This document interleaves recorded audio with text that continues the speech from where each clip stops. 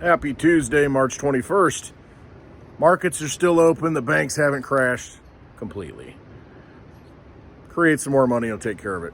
No worries here. Nothing to see here. Trump hasn't been arrested. Everything's fine. What are we worried about? I want to talk today a little bit, get into what I went into yesterday a little bit about having something you need when you need it and being able to use it. Sometimes you can have assets in your possession and you can't use them when you need to use them. They're illiquid. They're difficult. Say you're sitting on a 10-pound bar of gold and it's got a lot of wealth stored up into it, but how do you get things you need? Say you don't need a whole lot. I need a cigar and a shot of whiskey. How do I get it? Well, I got this 10-pound bar of gold. Can't make change for you. Sorry. You're gonna have to buy a lot of cigars and a lot of whiskey.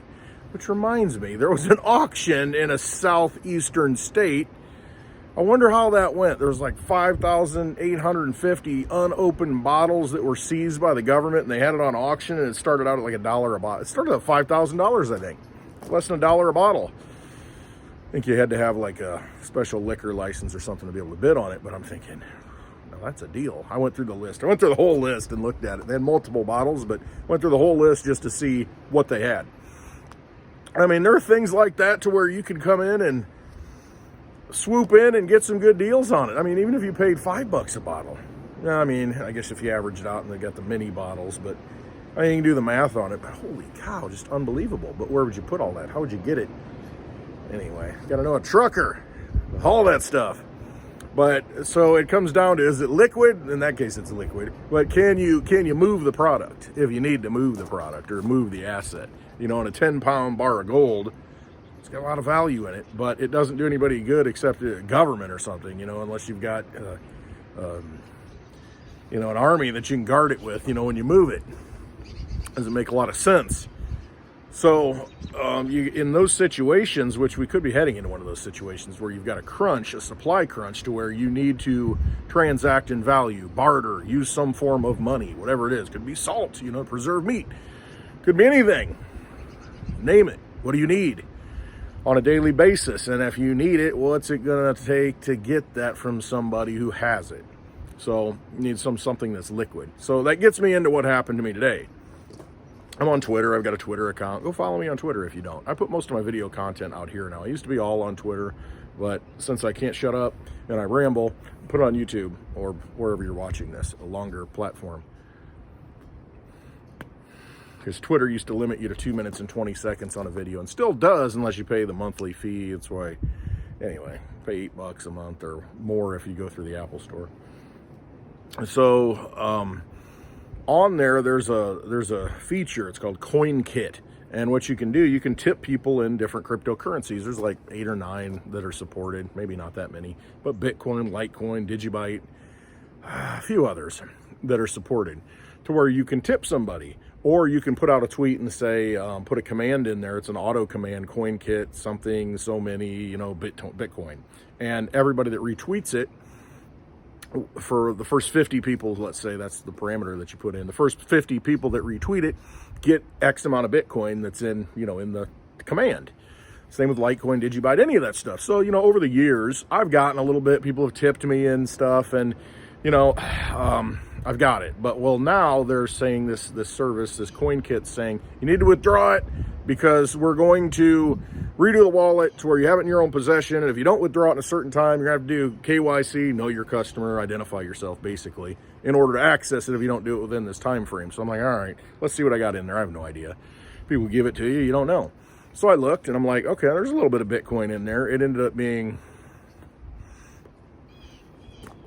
11,247 Satoshis or 427, something like that. Let me just look.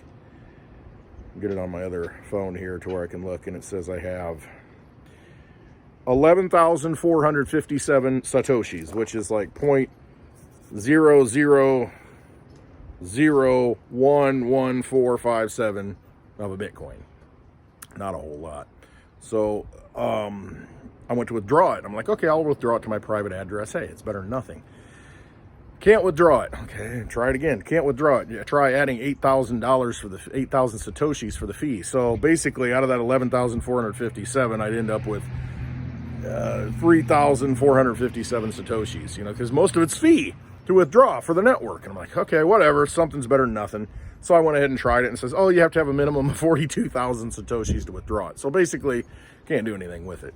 Stuck there, dead. Whoever tipped me that, sent it to me, doesn't matter at this point. Can't use it. Fee's too high. Can't move the product. It's illiquid at this point on that platform. Well, I've got a little Digibyte in there. I checked all my balances. I got a little Bitcoin, a little Digibyte. I had 147 Digibyte. And right now at a penny, you know, it's like $1.47 for Digibyte. And I'm like, whatever, it's 147 Digibyte. So I go to withdraw it, boom, goes out. And the fee that it took out automatically was, oh man, where is it? Something ridiculous, something really small. 0.00022 something Digibyte. Now I wish I could find it now, so I'm not a liar. Yeah, all right, 0.000222343 Digibyte. So I ended up with instead of 146.98 Digibyte roughly. So, and it took it out, and boom, it was right there in the wallet. I got all the Digibyte out. So, I mean, even though it doesn't seem like it's got a lot of value, and Litecoin would have been fast too, the fee's like under a penny. So, you may think you have value, but if you can't move it, and if you don't have a network, a framework to support it, that allows the movement of it, makes it a little more difficult. And that's the problem that you run into with something like Bitcoin. And that was the thing that frustrated me the most back in 2017 when I was first looking at this stuff. It's going to go out. So I tried to, you know, just experimenting in crypto like I do all crypto things. I like to experiment and know. Back in 2017, when I tried to move Bitcoin around and the network got so congested because a lot of people were coming on board, I mean, there were times where it was easily 25 bucks just to move a transaction, and sometimes up to 50 bucks. So here's what happens. Say you got $100 in Bitcoin and you want to transfer that and pay somebody something. It could cost you $25. It could cost you $50 to pay the network to get in that block of transactions, to get on that bus for that block of transactions so that it would go through. It could cost you 50 bucks to move $100. So you lose 50 bucks of Bitcoin. Does that make sense? Not in those moments. Today I moved some Bitcoin because I don't buy Bitcoin. Well, I should take that back. Once in a while I'll buy like $10 in Bitcoin. Like right now, the Fold app has a contest going. You win a Fold backpack if you buy $10 worth of Bitcoin, you get a free chance. So I bought a few chances, you know, bought some Bitcoin for 10 bucks. So when it becomes available, what did I do? Today I moved it off, put it in my own wallet, and first thing I did is swapped it for Digibyte. Sometimes I'll swap it for Litecoin, sometimes I'll swap it for Digibyte, but I just don't hold Bitcoin. I just don't do it. You know, I practice what I preach. I'm just not, I've been burned. And what do I mean? You've been burned. Okay, I want to use this stuff for money, to be able to transact, to be able to pull it out of my pocket and say, here's some money. You know, pull it out. Look, I got a $20 bill here. I'll pay you. This is what you should be doing. See that on there? That's what you should be doing with it. But I want to be able to pay somebody. I want to have it in my possession. I don't want to have to say, oh, let me go write you a check. I'll be right back. Oh, let me go to the bank. No, I want to be able to pay you right now. That's the right thing to do in an honest system, not, you know, float it. And anyway, I want to be able to make a peer-to-peer transaction when I want to make it. I don't want anybody telling me no. Nobody puts baby in a corner. Nobody puts Westwood in a payment corner. So Digibyte works great. Today, transfer the Bitcoin off, swapped it into Digibyte. Cool, got it. Yeah, takes a while, but got it. I transferred, in the swap, I had to pay a fee. It was like $1.47, I think it was, to transfer the Bitcoin. It doesn't matter how much it was. It could have been $2 worth of Bitcoin. I'm paying that money. It's the way it is. You know, it could be $1,000. That's not so much. If it's $1 million, not a big deal. But when you're doing small transactions, it is a big deal. So Bitcoin for big transactions, it's not that big of a deal. Smaller transactions, I mean, if you're just wanting to pay somebody something like Venmo, hey, you know, here's 20 bucks. And on Venmo, a lot of the people are public, just so you know. If you deal with people and you can kind of see they're public. Hey, sent it for shampoo, sent this for popcorn. Turn the privacy feature on so you're not public on Venmo. So you want to make it easy. You want it to be quick. CashApp, same way. Here's your cash tag. Okay, I'll send you some money. That's what the kids do. Venmo me. I want to be able to do that with crypto. I can't do that with Bitcoin. So I saw these fees in 2017. They got ridiculous, especially if you're trying to transfer into an exchange, and just, oh man, just transferring the Bitcoin around was a nightmare. It costs you so much money because that's what happens when it fills up and more people come and start using it. The use case for it really goes into the crapper. I mean, honestly, that's what it is. So if you're into it, just playing it, number go up, make money, trade it, fine. It's just like anything else. You don't see it for the value that it is. You're just looking at it to make more fiat dollars, more Federal Reserve notes. Fine, if that's what you're doing. But for people who actually want a sound form of money, something you can use, that's why a lot of people gravitate to Litecoin. And a lot of people gravitate to Digibyte because, they're quick, they work, and you don't have these issues.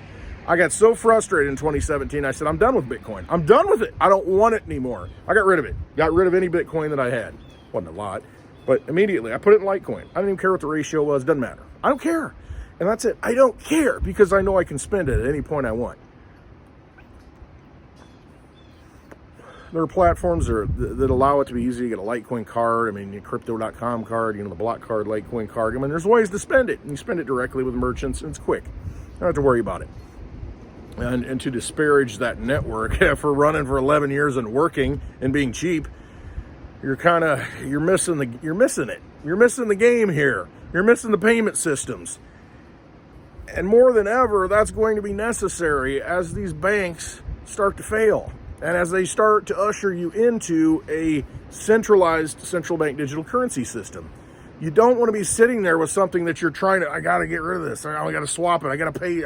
And then you're just waiting and waiting and waiting. Oh, I should have put more of a transaction fee in. It's not enough. It's not moving. The blockchain's not picking it up because it's got a finite space, it's in the blocks. Maybe in the next 10 minutes, the next block will pick it up. No, wait another 10 minutes. Oh, maybe you'll get in that one. See, with Litecoin, you got 2.5 minute blocks. A lot quicker, a lot more space, put more transactions into it. Digibyte even more, every 15 seconds, a little scooter, the rickshaw comes along, you hop on, boom, yeah, here comes the next one, boom, boom, transaction, choo, choo, choo, choo. So you don't need a big payment fee. There's not a big demand for, getting on those rickshaws. A couple here, a couple there, everything's fine.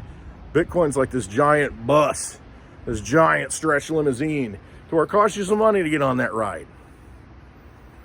Litecoin, not so much. I don't know, what would you call it? An SUV, not a stretch limo, but maybe an SUV. I don't know. You can get the idea, but it costs you more money. It's like taking the Uber Black, Bitcoin. You got to pay more money to get on it.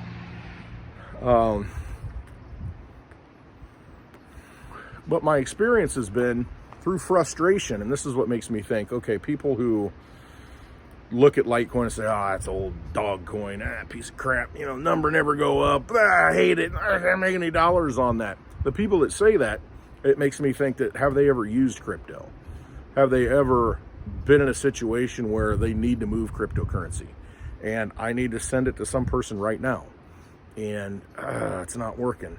My big thing is, if you're selling something on a Sunday, banks are closed, you don't have a gold and silver tester, and you'll take cryptocurrency and a person's willing to pay you in cryptocurrency, which crypto do you want? Which one do you want? You can say you want Bitcoin, but the problem is, you'll think twice about it once you do it. You really will. I've done it. I've been there.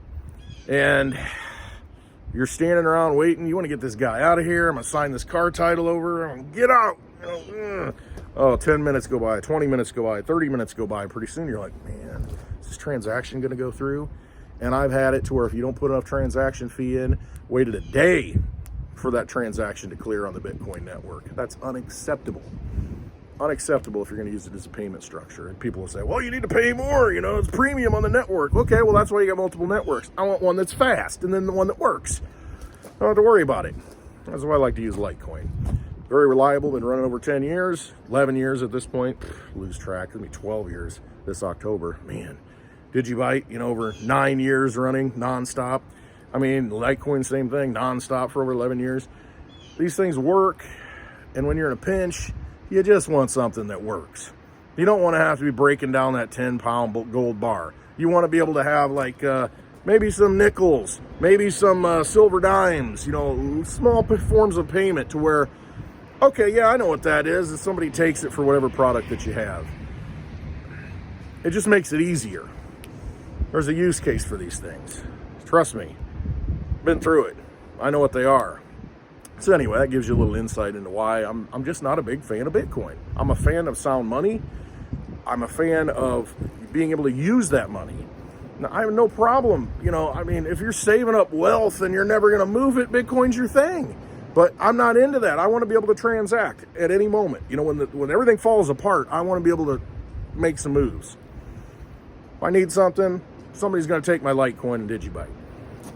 Just how I look at it. You know, I want to be liquid.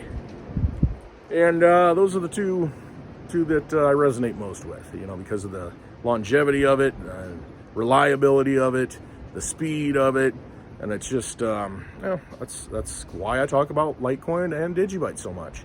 Litecoin mostly, but Digibyte, I mean, it's super fast, man. So I got 2 Digibugs back here. You know, not that they're fast, but, you know, they do what they need to do.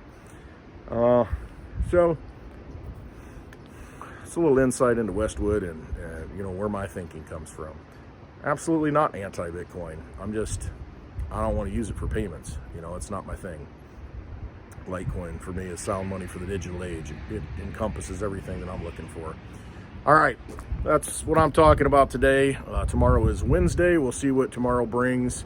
And rumors flying everywhere of what's going to happen next. I think tomorrow the Fed decides if they're going to raise interest rates in the midst of a banking crisis. My guess is they'll probably do 0.25 because they'll say, we got everything under control. Everything's fine. We handle the banking crisis. You know, we need to fight inflation. And that'll be it, basically. They have their event. They don't need to raise anymore. They've broken enough. That will probably break a little bit more. So it takes some time for this stuff to roll out. You know, if you look back at 2007, 2008, you know, Bear Stearns, Lehman Brothers, they didn't happen at the same time. You know, several months went by, and then the full-blown crash, you know, it took a year for it to unwind. Really longer than that, depending upon how you look at it. But when everybody started realizing it, you know, it started ramping up. All the signs were there, just like they're there now. So from here on out, it's just a matter of time. The fuse has been lit. I don't see it getting any better. I think we have to go through some pain, and we'll just see how things get handled. Are we going to fix it this time, or are we going to try and just shove it to the side and cover it up with some more money and build on top of it again? Or are we just going to clean the whole thing out and level the pad and build new? I guess we're going to find out. But be prepared. That's why I talk about these things. Have assets in your possession, but not only that, have assets in your possession that you can use. Liquid assets are important. That's why I like to stock up whiskey. Easy to make that flow. All right, love y'all. Thanks for watching. Hope you have a wonderful day. Happy Tuesday. In all this, trust yourselves. You got to trust yourself in this whole situation because things are hitting the fan. Trust your gut, okay? All right, love y'all. Thanks for watching. Have a wonderful day.